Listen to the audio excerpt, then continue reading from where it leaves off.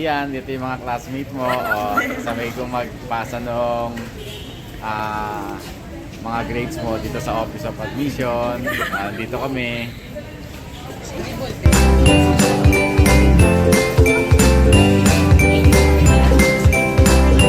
Excuse me, ma'am. Good afternoon. Ito po sa ilalagay. Dito po sa Yes, ito lang po. Salamat po.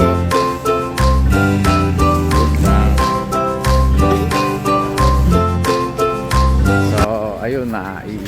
Ihulog na natin sa Dropbox yung mga grades ni Ian from UST. Nakita ko pa yung mga classmate niya. So, eto, pauwi na tayo.